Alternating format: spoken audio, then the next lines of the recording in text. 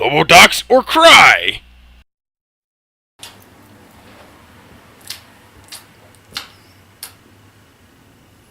I'm thirsty.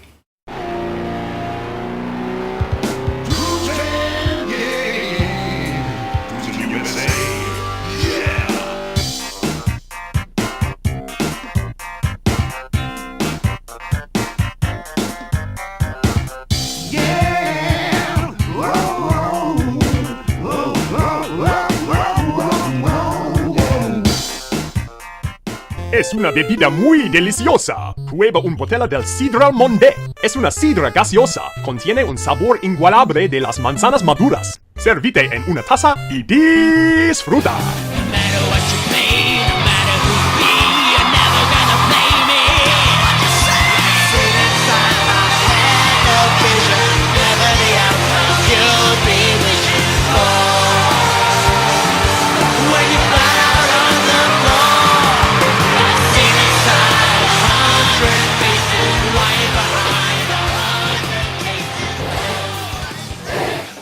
Oh, what do we have here? SIDRAL Mundet's apple soda, naturally flavored since 1902.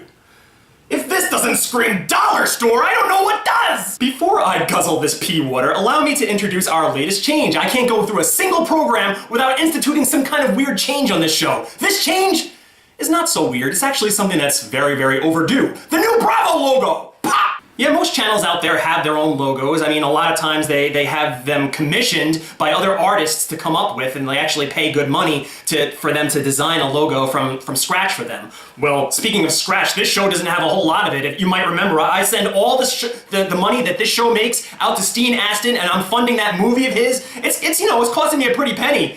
So I had to make one up myself. How do you like it? It's pretty bare bones, but it should do the job. Change, change, change, change, change! I like to think that every episode of Yuck or Yum has some kind of moral to it. This is an educational show after all. I'm not just sitting up here flapping my lips for no good reason. I'm trying to teach you all something. Do we have any raging alcoholics out there?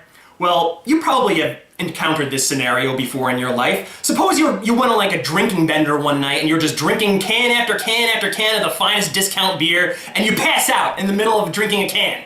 Now, since you're such a devout alcoholic, you don't want to waste that beer, so you take that beer and you put it in the fridge and you save it for later. Like maybe, you get past your hangover, or maybe you don't even wait till then. You just drink it like when you wake up in the morning. But if you leave an uncapped beer in the fridge overnight, it's gonna lose a lot of that carbonation, and it's not gonna taste right. Not even to a devout alcoholic. You're probably gonna take one sip of it and go and put the rest in the trash. If you can't relate with that, well then let me just talk to all the soda drinkers out there. Maybe you've tried to save a little bit of money trying to fulfill your soda habit, so you sprung for that 3-liter bottle of soda, like you get them typically at a supermarket, like it's usually the store brand. You wouldn't catch like Coca-Cola or Pepsi coming out with a 3-liter soda. It's usually like the most dirt brand soda, and you drink it to the very, very bottom, but no human being could drink that much soda. So what are you left with? You're gonna have at least 1 liter of soda just sitting at the bottom of that bottle, and it goes completely flat. And what does flat soda taste like? It tastes like bleh. It tastes like cocoa flavored syrup, and nobody wants that. I mean, they say that flat soda is good for you when you're sick, when you're ill, when you're nauseous, but chugging that stuff down is like punishment. I'd almost rather be drinking a bottle of Dimetap. No, nobody wants that, and it's so weird because with bubbles, and it's the same exact taste that you're tasting, but without the bubbles make all the difference, and I don't know what it is. Do the bubbles add a certain taste to it? Or do the bubbles take some of that nasty taste away? Either or, they're important, and they belong there, they need to be there. But, does this work the other way? What if you put carbonation into a beverage that isn't carbonated? Will it taste better or worse? I speak now to all the people who are seltzer drinkers or bubbled water drinkers. When you had your first bubbled water or seltzer beverage, did you enjoy it? Especially if you were a kid when you first tried it.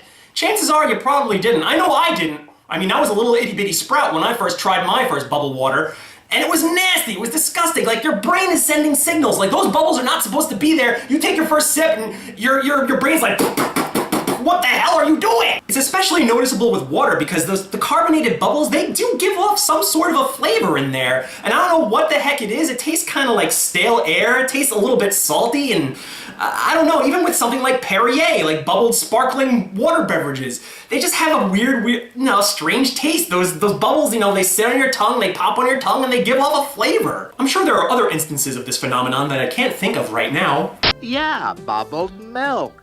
Bubbled milk? Ugh, barf city! Ah, Chateau de Cow. Excellent. Well, what do you want from a cat that lives off of garbage? Well, I sure as shit don't eat garbage, so why do I have to drink this?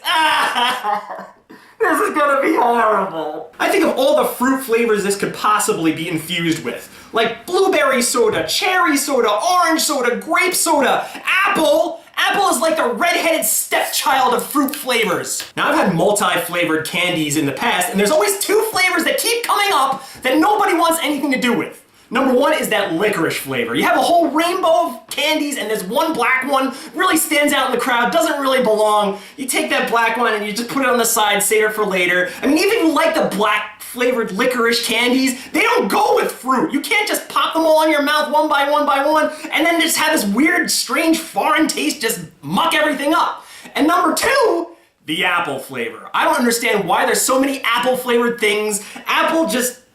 And why are they green? I don't understand why every apple-flavored candy has got to be green. Apple-flavored Jolly Ranchers, apple-flavored gummy bears, those green apple Pop-Tarts that I had once in a prior review. Why always green? Apples are red! Or pea-colored, as the case may be. Ugh. Well, let me give this a whiff. I'll let you know what my nose thinks.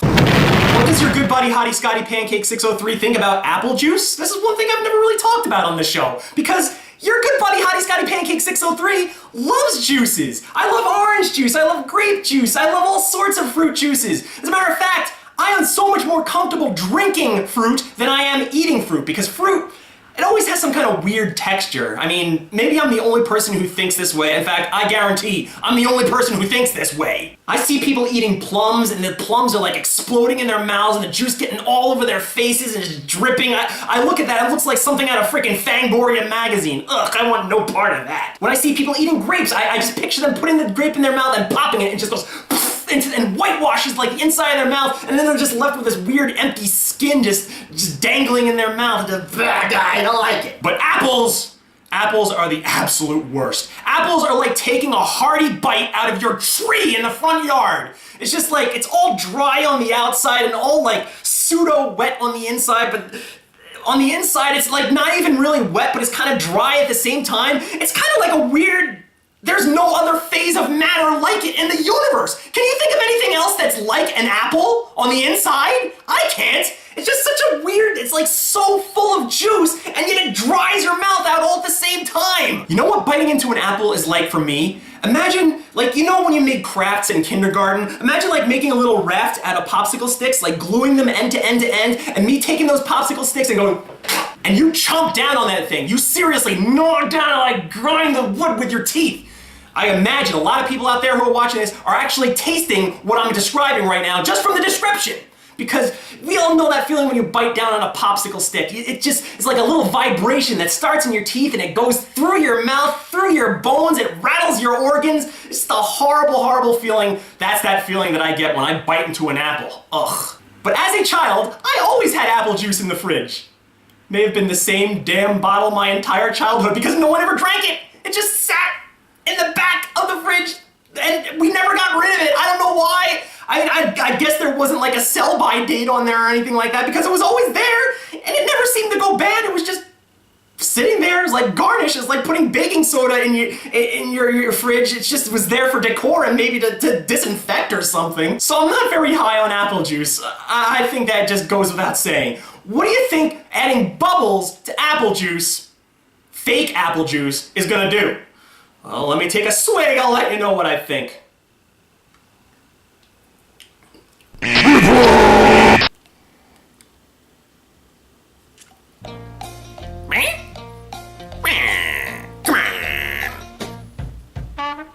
Enjoy the world of the pink toad. It was created by the finest restaurateurs from all corners of the world, and I personally love the ease in which fine meals are preparable. In a refrigerated tote, the approximate measurements of the finest ingredients are stored, with a helpful packet teaching you various, easy-to-follow ways to prepare over 500 different types of healthy, delicious meals comparable to those you'll find at the finest 5-star restaurants. If you like a particular meal, feel free to order it again, or try one from the suggestions tab when you return the totes. I am all thumbs in the kitchen, and even a dummy like myself can prepare these exquisite meals in typically less than an hour. How can you argue with that? This week's menu includes lemon lime lamb and lobster with lumpy liver lychee licorice ladled lightly with leek lemongrass liver lobna laid on lettuce leaf Linzer loaf. Stan Stockman stock pot of stupid steeped stowed and stirred strawberry stem stew with straightened steamed stale steelhead stingray stork stock. Universally urged undulating umami ugly fruit umaboshi udon upon an undercooked udapam ulska ulmer maibak ungwit under Uzbekistanian uzuza. Cream cheese cornmeal crab cakes with cranberry couscous and cottage cheese containing cuts of cantaloupe and cayenne kumquats with cocoa coconut cake with carrot, cauliflower, and caraway coriander cream.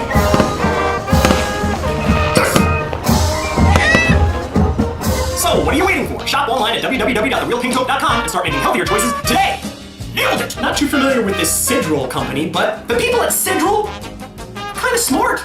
They actually knew just how much to carbonate this. If this had really biting carbonation, I probably wouldn't like it. But it's very, very lightly carbonated, which I think helps. You really need to concentrate and just think about what you're drinking because the apple is so light. You barely even taste it in there. I kind of welcome that. It's a very smooth taste in your mouth, and with carbonation, that is such a tough balance to get right. With Coca-Cola and stuff of that ilk, you want that carbonation to be hard-hitting. You want it to just bite and blast those flavors all around your mouth. With something like a seltzer, you might want that, the carbonation to be scaled back a little bit because too much carbonation, it adds a little bit of a weird flavor to the water and it's just nasty. This, they knew exactly what to do. Just the right amount of apple flavor and just the right amount of carbonation. This is surprisingly good for what it is, and I really did go into this fearing the worst, especially since you look at the bottle. Look at the shape of this bottle.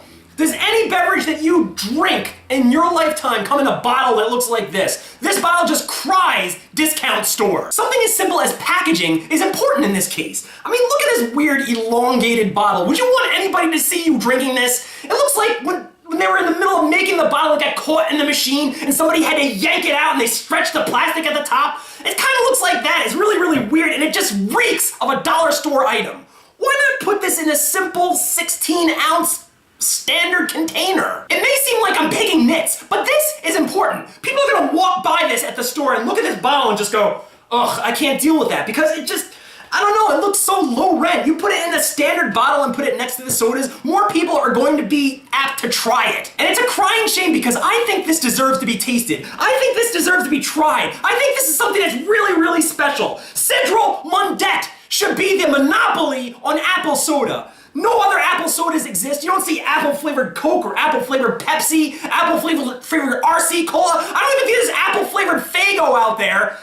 This should be what everybody's drinking right here because they got that balance completely right. The whole idea of it sounded horrible, but they somehow made it workable, and I just gotta give them kudos for that. So if I were to give this a Hoff rating, let me take another swig.